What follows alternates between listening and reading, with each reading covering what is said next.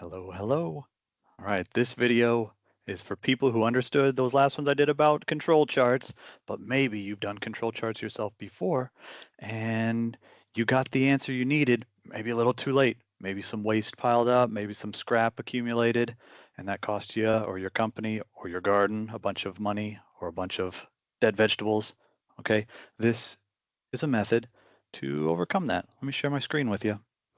I'll walk you through this blog. I wrote some of this down already, and I put a link to this below, but check this out. So this is, again, my garden. Got a picture of a tomato there, but my main effort was to try to finally grow some peppers. Like I could never hit production volumes I needed for green peppers or jalapeno peppers or any kind of pepper. I couldn't figure out why. I haven't been gardening for too long. It's just like when I started this, as I failed to make the green peppers, like what could I do? So a brief research said pH was important, and specifically peppers need kind of a low pH. So monitoring pepper pH of the soil around the peppers that I planted them in, that mattered quite a lot, as did measuring moisture. And then I could finally grow peppers. But it was a bit of a path to get there. And of course, I chose to use some SPC techniques. I just like this stuff. If it works at work, why would it not work at home? So uh, here's my cat prowling the garden. But in control charting, most of us, you go get some data. Maybe you wait a while into the shift, end of the week, whatever, and then you analyze it and you see if things are in there out of control. You see if things are trending, and you can act on that if necessary. And what I'm saying now is there's a future state that you could consider, and that is more real-time SPC. You could hook your control charting mechanism up to real-time data or even manual data, just enter it on the fly, maybe on your cell phone or something, and then it's automatically going to make the charts, automatically send you an email or a text message when things go bad. That way bad news can travel fast, which is important because then scrap doesn't accumulate, waste doesn't build up. I'll show you a dashboarding technique that will automate the statistics, automate the control chart in this case, but also some other tools, bar charts, box plots, capability analysis. And that's how I was able to overcome this issue. One of the interesting trends that I found just doing an automated box plot that built itself over time as I collected data was I noticed a real trend between pH and moisture level. And that's because the moisture given by the well water at my house, that well water is very acidic water. I was surprised to learn that. But if you need more acid, throw more well water on it. If you need less acid, then I had another trick. It was put wood ash from the fire pit on there, right? So here's the dashboard that wife and I ended up using. Okay, there are different sections here. This one's for jalapenos. It's got different spec limits, different targets than, say, the tomatoes, which have different targets yet. I used to grow corn as well, sweet corn. Laura loves sweet corn. Takes up so much space that we're not growing that this year.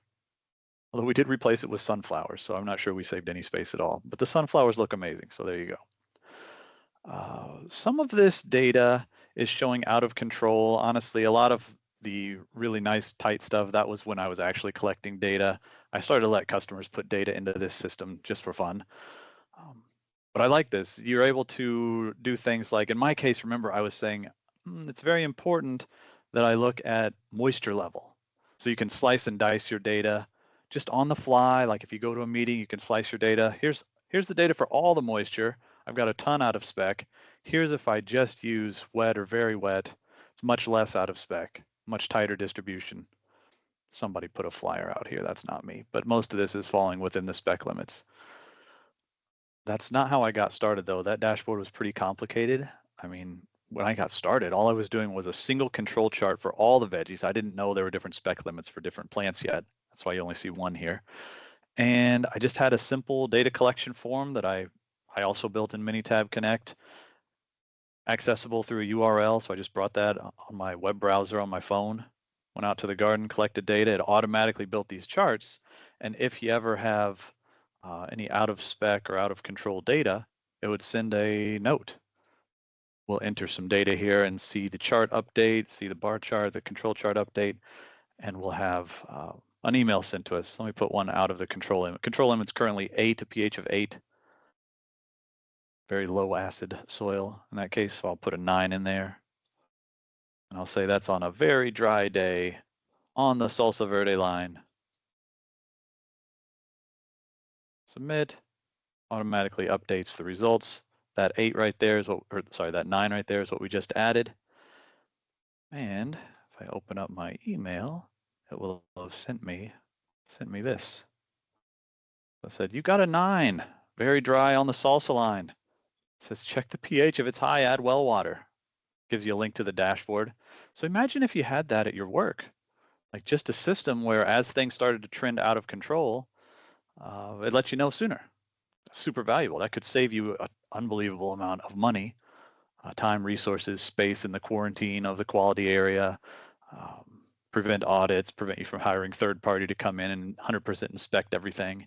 Like, it would be amazing. It would have been amazing for me if my company would have known about this. My company did use something vaguely related to this. It's actually called QC Calc, and Minitab just acquired that company. Let me see what I can do here. I will go this up. I'll go to minitab.com. We'll look at the products. ProLink data collection and SPC. Minitab just acquired ProLink, which is where QC Calc was before. It's really interesting. Like, here we've got some color-coded control charts that hooks up to measurement devices, for instance, a CMM machine. And just as you measure a part with, it could be dozens of measurements, it's automatically going to control chart it, automatically color code it. Green is in control, red would be out. Yellow might be out of control, red was out of spec. You've got tons of options. So if you want to know more about that, you can let Minitab know as well. But the main point of today is for my garden, all this stuff we're doing in Minitab or statistical software, like, you can automate that. Connect is fairly amazing. Leave without saving. Its main purpose is to connect to data sources. But as you saw, you can automate manual paper processes that you have today. You can digitize those. Like, going digital is a huge importance to many of our customers. But another way you could do it is if your data is already going to some database, like my old factories were all in SQL databases. Heck, and sometimes it would have been really nice if I could link factory data when the parts were made to field failure data. And that was always collected, I believe, in an Oracle database.